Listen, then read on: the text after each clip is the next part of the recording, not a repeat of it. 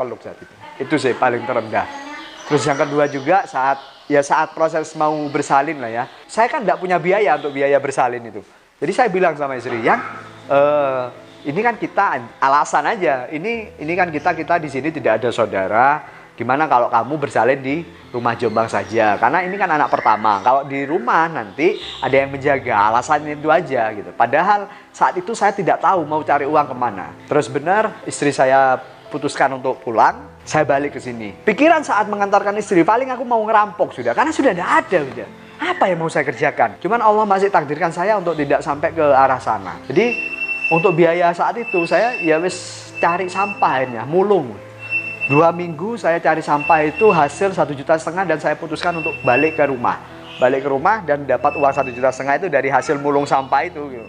Karena kan pengalaman saya di bidang sampah kan sudah gede. Jadi saya keliling di Soekarno-Hatta cari sampah itu gitu kan. Jadi 2 minggu dapat 1,5 juta saya pulang. Istri bertanya-tanya, dapat dari mana ini uang? Ada deh gitu. Istri tidak tahu. Saat saya mulung sampah itu istri tidak tahu. Taunya saat sudah ke Malang ada yang cerita, "Mbak, Mas Nanang sakno." "Loh kenapa?" "Iya, kalau malam Mas Nanang mulung sampah." Nangis istri saat itu. Saya sampaikan sama istri, ini aku punya uang 1,5 juta, cukup lah untuk biaya melahirkan. Nah, melahirkan saat itu di Bidan Jombang, terus 3 hari mas, bayangin. 3 hari itu istri menahan sakit persalinan itu. Sama mertua sudah, ayo operasi ya, bisa operasi. Karena 3 hari mas. Pembukaan itu tidak nambah-nambah, tapi istri tetap berusaha. Bayangin coba, ternyata istri menahan sakitnya karena tahu, saya tidak punya uang untuk biaya operasi. Misalnya uang minta pun itu ada lah mertua, tapi kan istri berusaha menjaga martabat suaminya gitu. Tidaklah, dia berusaha untuk 1,5 juta itu untuk bisa lahir. Jadi berusaha di situ istri saya.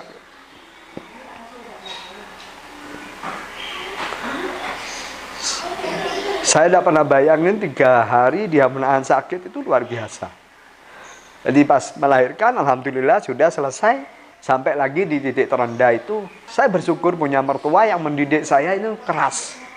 Keras dalam hal ini bukan kejam ya. Hari ini kan kadang kita sulit membedakan antara keras dan kejam. Di satu titik terendah, sudah tidak ada penghasilan, saya memutuskan berdua sama istri untuk transmigrasi. Karena katanya transmigrasi itu dapat A, B, C, D, F, G. Kita sudah nyusun surat-suratnya sudah. Saat itu saya buka istri, dan luar biasa mertua saya mendidik. Dan ini aku akan tiru suatu saat. Kenapa? Karena anak kalau kita didik dengan manja, habis sudah. Tidak usah dikasih ke lingkungannya yang tidak benar. Dimanja saja, anak sudah selesai. Tapi mertua saya saat itu bilang gini, sudah kamu berangkat toh dan kamu wajib ikut suamimu. Kalau orang tua zaman sekarang kan enggak. Makanya telah kamu dibilangi ojo ke susu rabi, ayo tambah ikut